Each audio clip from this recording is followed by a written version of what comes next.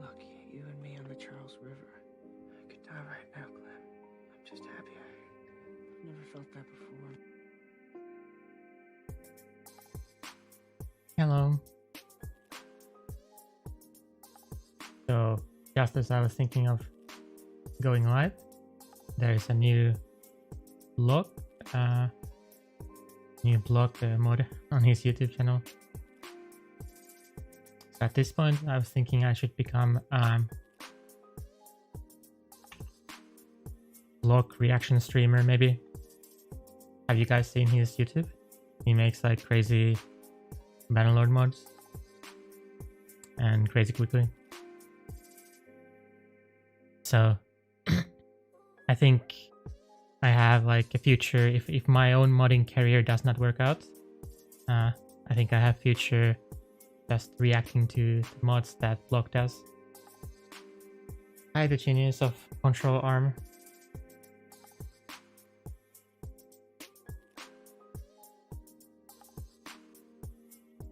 How are you guys doing today? We will start with the tools that I will use in my brewery mod series. And if you haven't seen the introduction to the brewery mod series, I made one yesterday. Probably you don't want to maybe watch it now if you didn't see it yet, but you can watch it later, where I go over what the project will be about and I showcase all the things that we will make.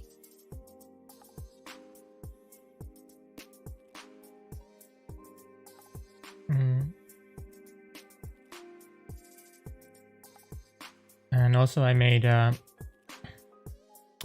showed this list of all the episodes that I plan to do for this series.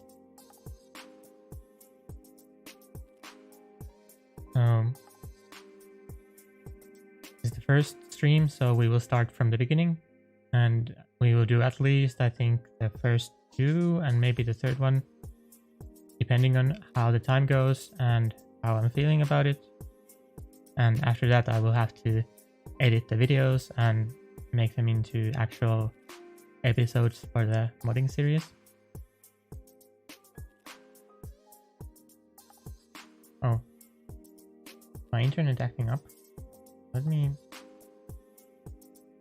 me decrease the bitrate a bit, I think.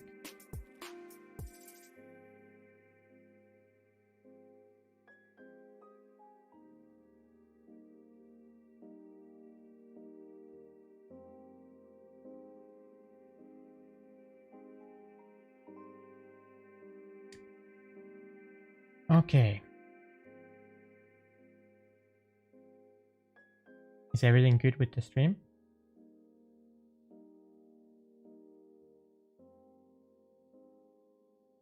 Once I start the actual episode, I will post the music, and then actually I can turn on the camera at this point, and I guess I should start the first episode.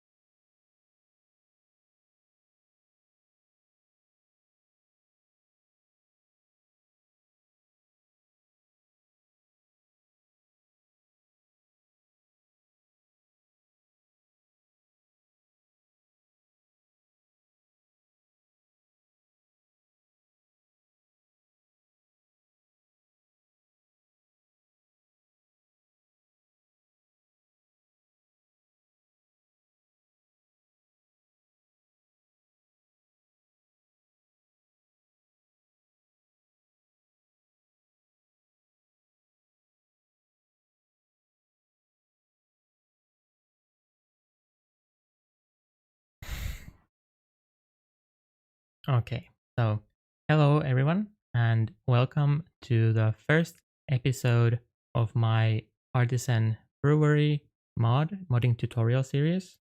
And so in the first episode, we will cover all the free tools you can use, or the tools that I use for my mods, and just how to download them, and maybe we will boot them up and see that they are working and stuff like that. So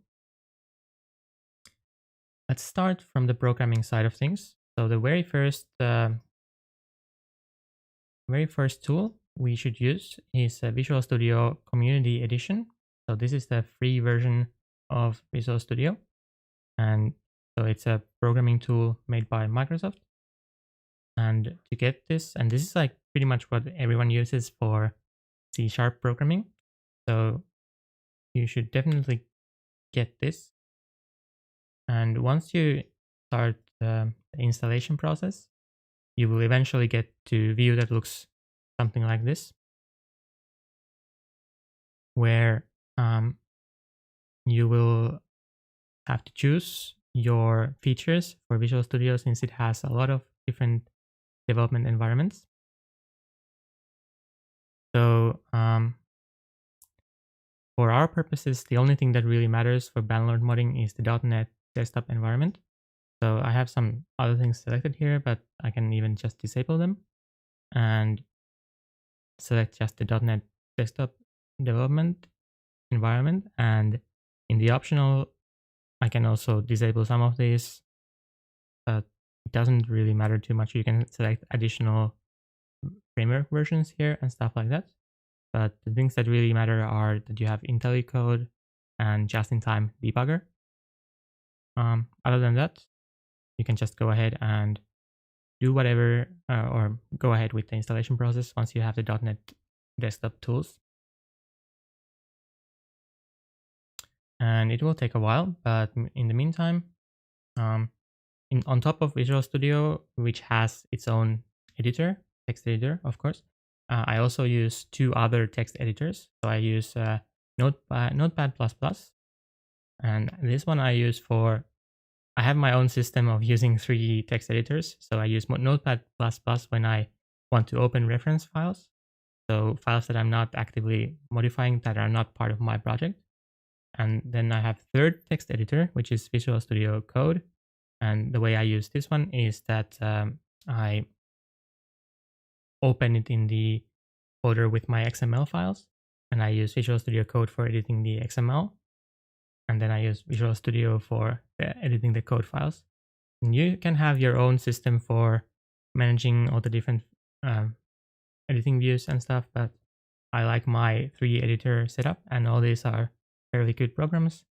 So so I can just quickly show. So I go to the modules folder, and then I can open, I have this context menu set up so that I can open this folder with code like this. You don't have to do things exactly the same way that I do, but then I use this view to browse all the asset XML files. This way there's kind of like separation of programs between like the actual Visual Studio, which I use for the code editing, and the other tools that I use for editing the XML. Just makes it a bit easier for me to move around the different windows and views. And then, so I want to also show you how you install the Bannerlord Modding kit. So the third tool or fourth tool at this point is the modding kit. And if you have Bannerlord on Steam, to install the modding kit, you should come here in your library and make sure you have tools enabled. And then once you have tools enabled, you should be able to see the Bannerlord modding kit here in your library, and you can just install it from here. And when you launch it, it will pop up this launcher that looks very much like the regular launcher, and then you select the mod that you're working on from here and click play, and it will actually open the editor and not the game. But we will look at that a bit later. Okay, and then more tools that I want to introduce. I will be using something called ripgrep, which is a file search program. And the way you install this one is you go to the GitHub and click releases on the right, go down and find most likely the Windows version. And then you have to unpack it somewhere. So I put it in my user folder. I just unpacked it here. But this is actually command line program. So to actually use it,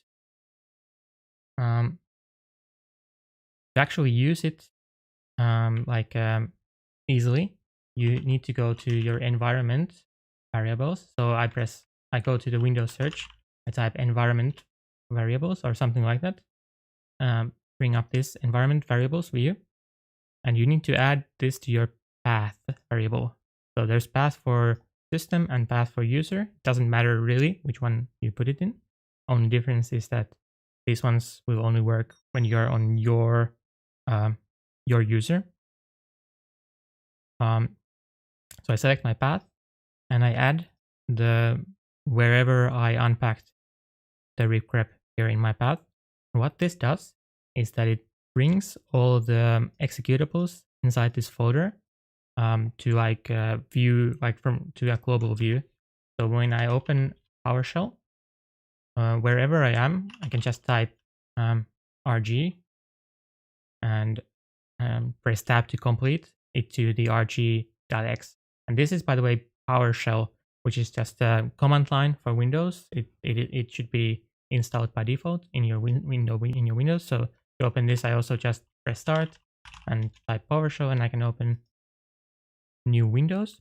So now that I have this directory in my path environment variable, get this ripgrep in my to like I can easily use this executable wherever I am on the command line. And the way I actually use this is that so this is a text search program. So I go to the modules like this. I copy the path and I paste it in quotes. And the way I actually use this is that I search data from the XMLs.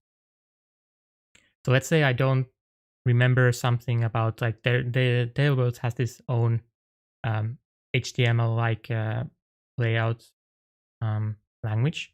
So if I don't remember how something works, I can just search for layout and I get this nice view of all the places where basically layout is written somewhere.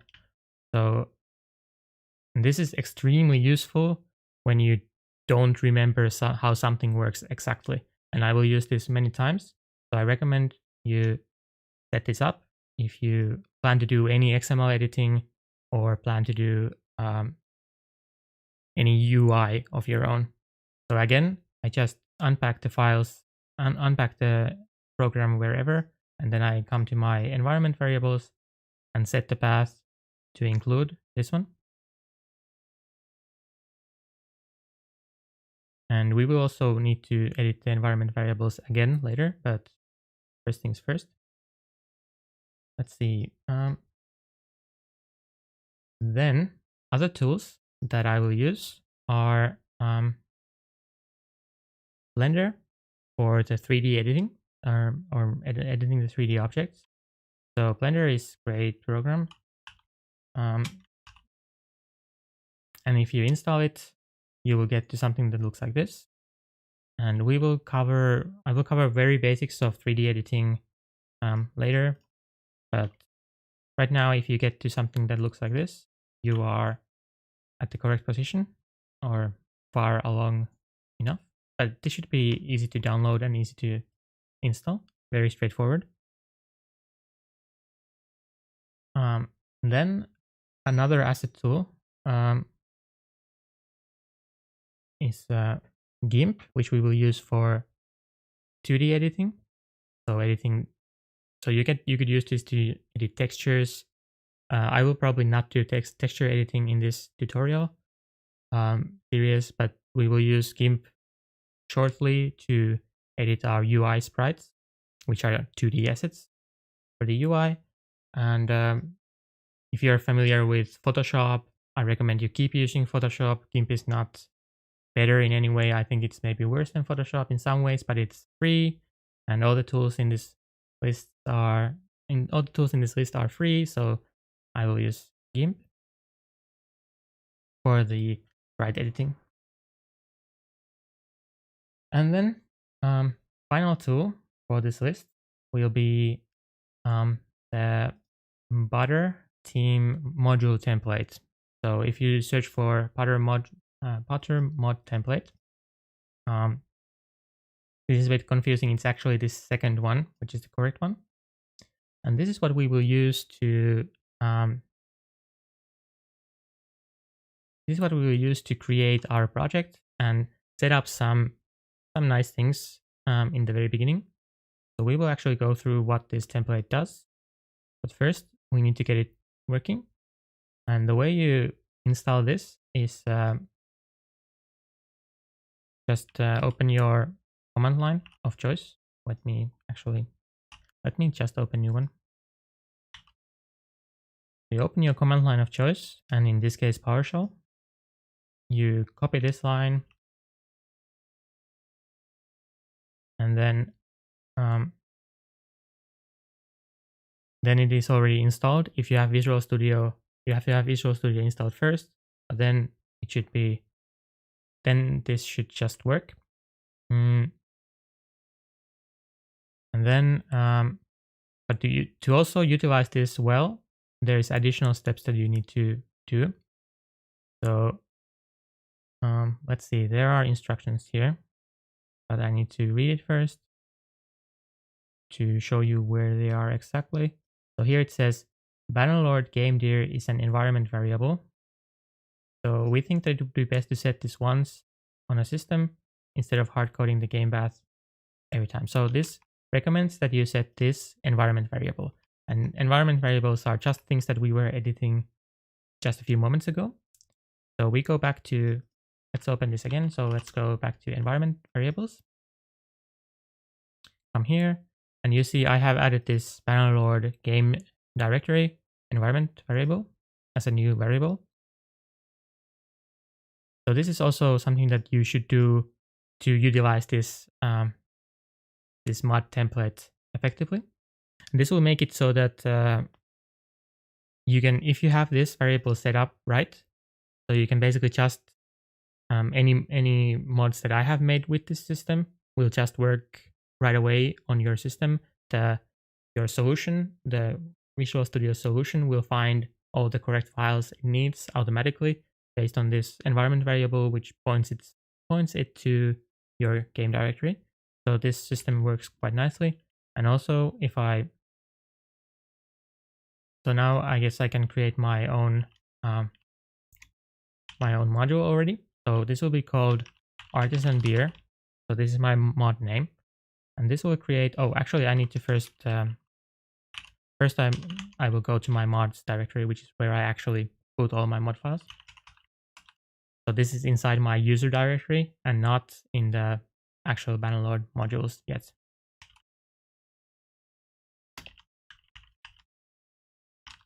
Okay, so I will name my mod and just create the files. And I can type Explorer. I can Explorer Artisan Beer to open up this folder. Now we can see what this mod template actually created for us. So it made a very simple C# file, which is basically just a stub where we can start typing our code. And it created properties file for the Visual Studio, which will set up the correct command line arguments to start the game in debug mode, which is very useful. And setting up this yourself every time you want to create a new project, it's kind of silly. This is the most, or the kind of most complicated part. One thing this also does is creates a submodule XML file for yourself. So for your project. So submodule XML is something that every mod needs to have. So this template just creates one for you, which is kind of empty in the beginning, but it has all this boilerplate. And if you want, you can write all of this yourself, and maybe you should do it once, but I recommend that pretty quickly you switch to using this mod template anyway. So now we can just start this up in Visual Studio. And if you have the game directory set up correctly, the environment variable, at this point, you should see that this mod template is configured so that the default target is already like launching Bannerlord. And it will find all the game files, and you should be able to just start it immediately right here. And this will attach debugger to the game, and it's already running your mod. So one thing this also does, the launch settings that they have set up in this mod template, it also has this command line argument which starts the game with your mod enabled. So we can already see that if we attach debugger, so if we go to the actual code here, we already have a debugger attached. So if I come to the code file and put a breakpoint here, so this red dot is, I click here to add a breakpoint. So breakpoint is just something where the Visual Studio will stop the execution when it reaches that point. So you can already see that this breakpoint is hit. So that means that it is actually executing our mod code already. So everything is set up correctly if you get to this point. So the template is very useful because it gives you the submodule XML, and it sets up this launch settings so that you get the debugger correctly.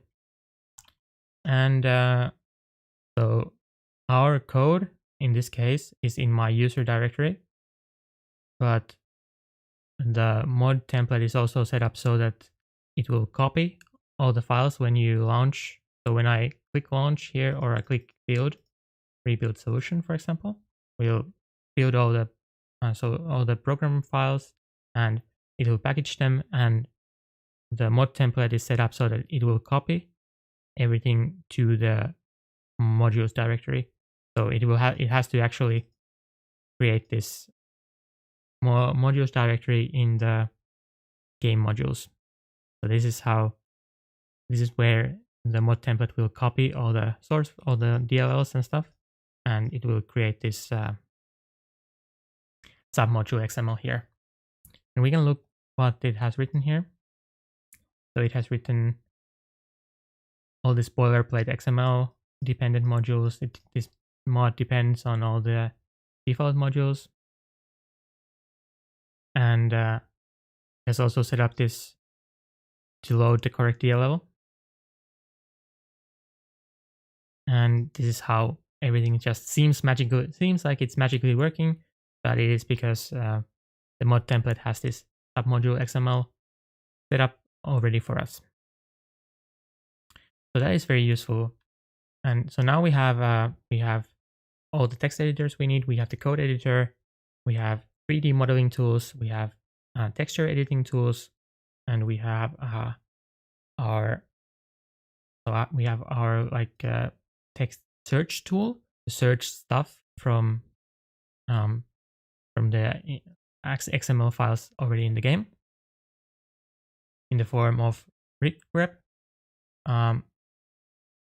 And we have this module template, which we can use to quickly create new projects, new toy projects, test projects, or actual mods, whatever. Since it will be easy to create new ones, you can do it more often, and you don't have to set up the debugger path and all that stuff every time again.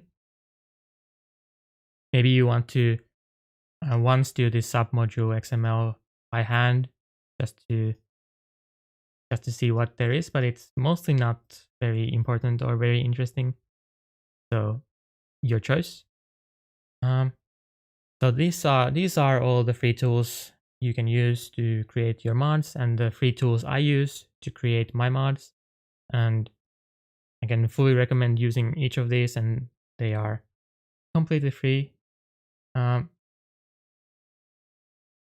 And I hope you can get off the ground with all this. And honestly, you can use all of this till the end of time, and lots of professionals even use this. Maybe only GIMP is maybe something that many professionals don't use. Maybe, I don't know, maybe there are some professionals who prefer GIMP even. But Blender is very professional tool. Visual Studio is, of course, the thing that almost everyone uses in Windows world. So these are very good tools, I think.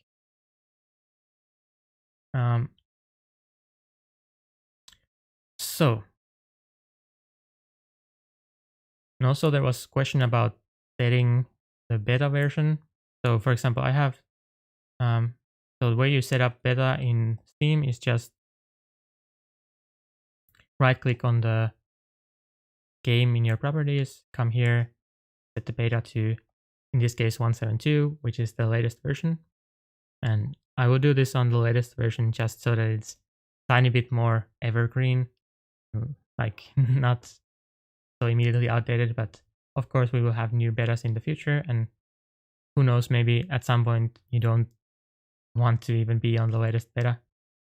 But that is how you get to the latest beta, and it's also important that you have the same version in your modding kit. Although I think it somehow magically auto updates the two. I'm not quite sure how that works, but it seems like it will automatically pick the right version for the modding kit. So yeah, I think those are all the tools that we need or we should use to make everything go smoothly.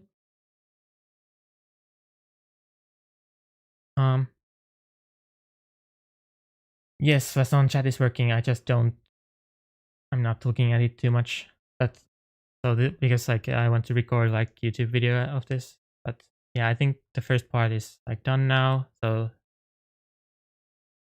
So thank you for watching the first part of this mod tutorial series, and for everyone watching the stream, I will continue to the second part soon. Those are all the tools you need, and we have our project set up, and we have confirmed that it's actually running by putting a breakpoint in there. So now we can actually get to modifying stuff and adding more content to the game. Thank you very much. Okay. So,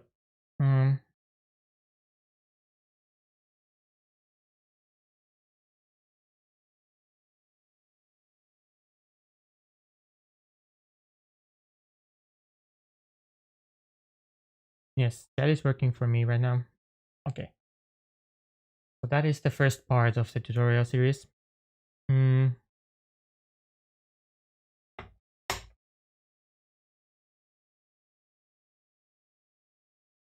So, do you have any suggestions at this point? Or should I just keep going?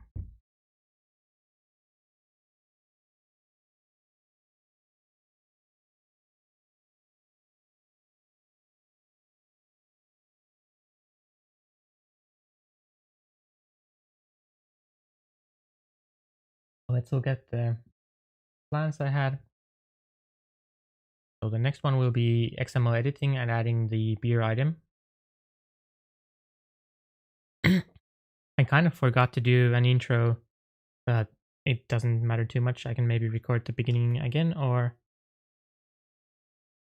it was fine, honestly.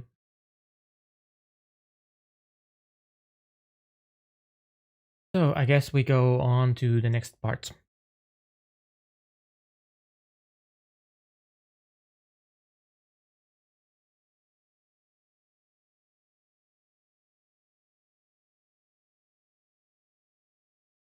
I guess we will just soldier on. Okay.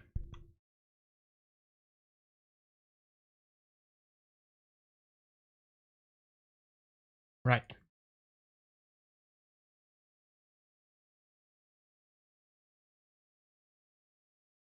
Let me open up this thing, the launcher.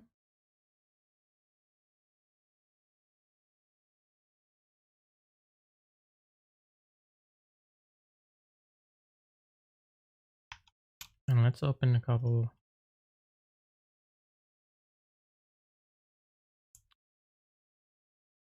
views here.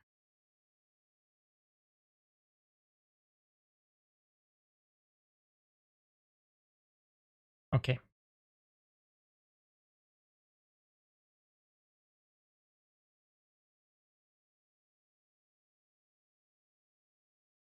So I guess I just continue then.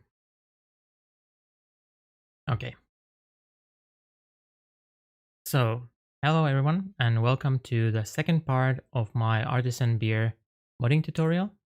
And in this part, we are going to delve deeper into actually creating content, and we will start creating content for our mod. And the first thing we have to do is adding the new item, the Artisan Beer item. So in the previous part, we already got to the point where we have our mod working, and we can see that we can see it in the launcher, or we can also start the game directly from Visual Studio with our mod enabled. So now we need to actually add some data XMLs to our project, and I want to find where in the game all the items are defined, because we need to add a new definition for an item. So the way I will do this, like, let's assume that I have no idea where that item is actually, where the items are defined. So I would go to the modules directory on my command line. So this is the theme path and the modules directory inside Bannerlord, and I would just copy this to my preferred command line. And using the rip grep tool that we set up in the previous part, I would look for beer. I want to find where beer item is defined. So I would just look for beer, and we see that I get too many results because these are all some object in the scenes, like beer barrels or beer mugs in all the game scenes. So this is too many results. So I need to search for something that starts with double quote beer, because you can see if I search for double quote beer, you can see that I get only exactly the place where this item with ID beer is defined. So the way I search for, I need to escape this double quote to search for some string that contains double quote. So this is called escaping. So when there is like when you have character that has special meaning. So in this case, if I just try to write double quote here, it will interpret the double quote as like starting a string. So if I search for beer in double quotes, those double quotes will just disappear. So I need to escape this double quote in the beginning to search for that. And the way you do that in PowerShell is with \backtick, and this is kind of, it might depend on your command line a bit. So if I, for example, I chose cmd.x instead of PowerShell, it would actually be a bit different. It would be just like this, I think, without the backtick, but the \backtick is a PowerShell thing. If you use some other command line, maybe the escape sequence will be a bit different. But anyway, getting to the point, this gives us this file where this item is defined. So here you can see, so we use this to search for double quote beer, and it gave us that the only place where we have double quote beer is in sandbox core, module data, items, horses and others.xml. So this horses and others.xml is the place where the item that we want to copy, in this case beer, is defined. So then I would just go to Sandbox Core, module data, items, and look for horses and others. And I would copy this to my module data. So you see this was in module data, and we need to put our data XMLs in module data as well. So I would just copy this, name it items, or well, I can name it something else actually. Let's name it like beer item, just so that we have to change some strings later, so you see how that works. And let's name this beer item. And the way I would set up my editors in this case is that I open Visual Studio Code here. So I right click my module, Artisan Beer, and open with code.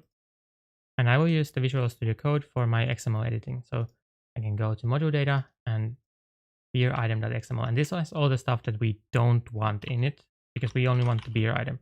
So we can just go to search for beer with Control F, beer. And then I will select everything I don't want. So I will put my cursor at the beginning of the item, and then I can press Control Shift Home to go to the top of the file, delete everything I didn't like. Then this item here is where beer starts, and there's matching closing thing here. So this is where the beer ends. So I will also select everything after this and delete everything else. So there I pressed the Control Shift End to go to the end of the file. You can select and edit the files however you like, but I want to describe how I did it. And this is the name for our item, which will be Artisan Beer. Oh, and by the way, all this stuff is localization things that we can do later, but for now we don't care about localization, so we don't need to worry about that. So we just replace this with Artisan Beer. The mesh is fine for now. Item category, not sure what this is exactly, but we can change that as well. And this will not be food, so it will not be something that people will eat all the time. Let's increase the value a bit. Let's put 100 there and weight, decrease the weight to 10. I don't need this, I don't think. This was something about morale. I don't know what that is exactly, so I don't think we need that. So this will be our new Artisan Beer item. And there's one more thing that we need to do to get this actually working in game. And that is that anytime you add new XMLs, you need to add them to your submodule.xml as well. So if we just look at, for example, the Sandbox core, which was the module where we copied the item XML, the horses and others from, so you can see that here they have XMLs, XML node, this definition.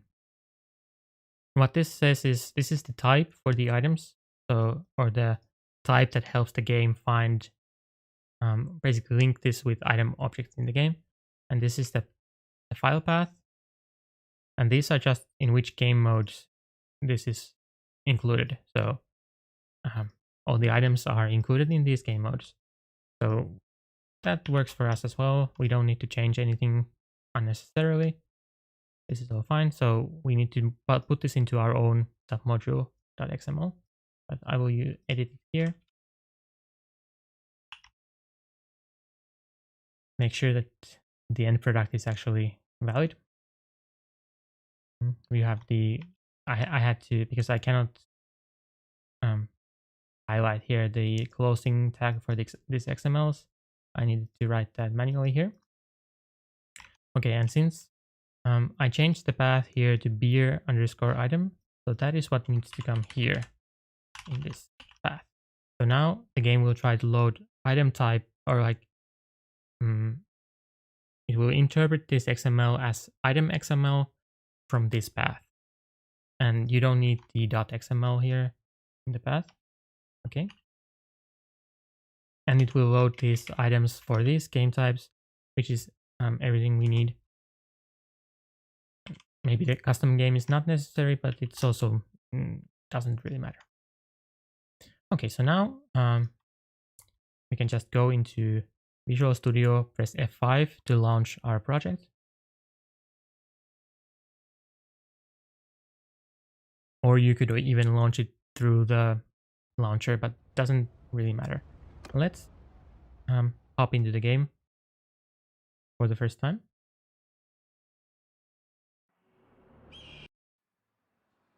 Create a new game, and later we can make this a bit faster so that we don't need to go through this every time. I mean, I would just save here, which will give us, of course, a save game with the correct modules. So our module is here and Harmony is here, so this way we can load into the game a bit faster later with the continue game. I will show that very soon. And if we have cheat modes enabled, actually, yeah, so let's enable cheats. I have them already, but whatever. So you press Alt and tilde to open the console, and then you type config.cheatmode1 to enter cheat mode, and then you should see your item here. So this list has all the items in the game. So since we added new item, Artisan Beer, it is here. So now you can take them from here with cheat mode, and you can see that the item was added successfully. And you can see that it has the beer icon. So that is pretty much everything. I will show, since I was talking about launching faster. So one thing you can do now is you come to your launch settings, and in the command line arcs, you can hear right here, continue game, /continue game. So this is the line of arguments that basically Visual Studio will try to give to the game when it boots up. And now what continue game does, it's basically the same thing as you have here in the launcher. Oh, let me open up the launcher. So this button here is the continue button. So putting /continue game here, it will function the same way as the continue in the launcher, which means it will load directly into the latest save. So this is what I do when I start new project. I go in, I make a save with all the correct modules, and then I just use continue game to go directly into the save with my modules loaded a bit faster. Okay. So I think that is pretty much all.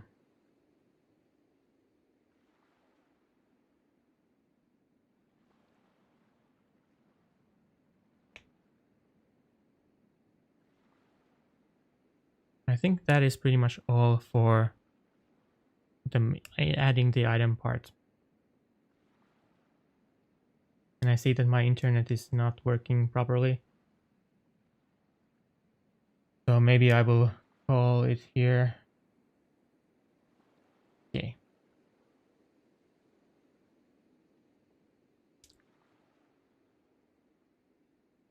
So that is how you add items to your game XMLs and how you check that the adding worked.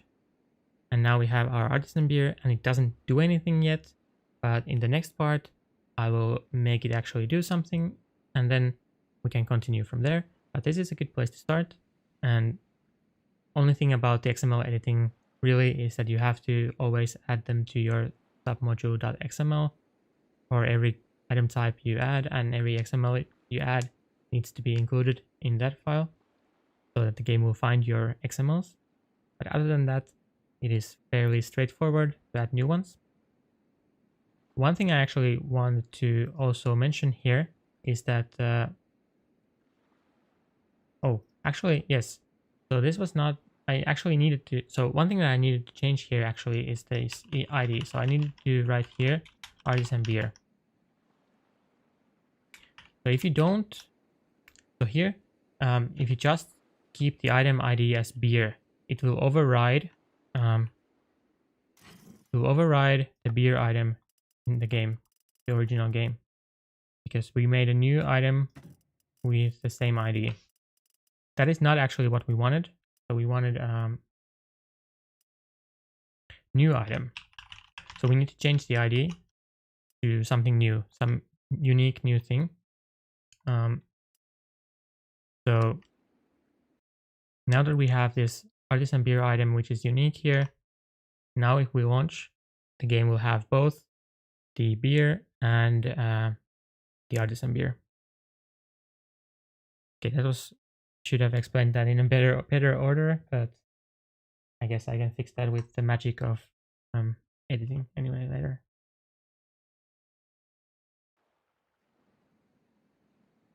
So now that we have unique item for our artisan beer, we will have both artisan beer and beer as items in the game. But if we didn't change the ID, it will just override the existing item.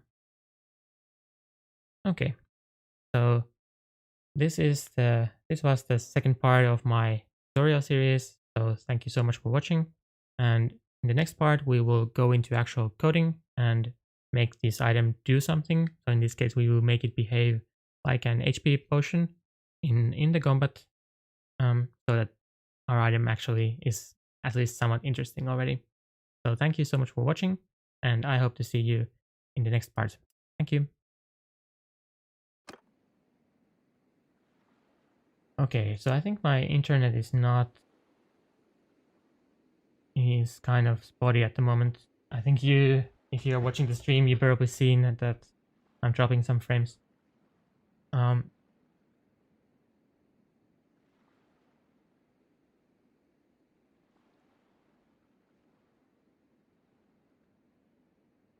Do you have any questions about this, or I guess not. I guess I need to just I guess I will end the stream for now, since I see on my end that sometimes the OBS shows that the connection is poor. But hi Flasson, how are you doing? Hi everyone else.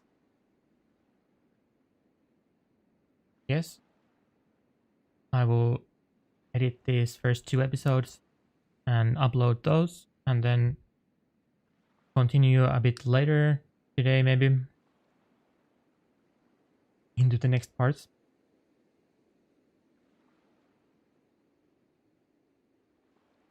Luckily, I have local recording as well, so I don't lose anything even if the stream is dropping.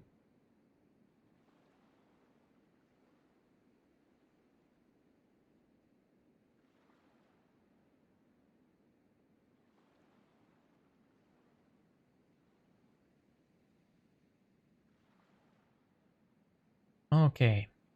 Anyway, thanks for watching. I think I will go to editing for the first 2 episodes so that I can get them up, and then continue later. If that sounds fine to you, I might need to add some new parts or make things a bit clearer at some points, but overall I think the pace seems good to you all. Like I can maybe do these fairly quickly even, and have the whole series up in like reasonable time, even with lots of episodes. What do you think? Is the pace decent? Or I don't know, I have tendency to talk a bit too fast and maybe go ahead a bit too fast. I don't know. We'll see.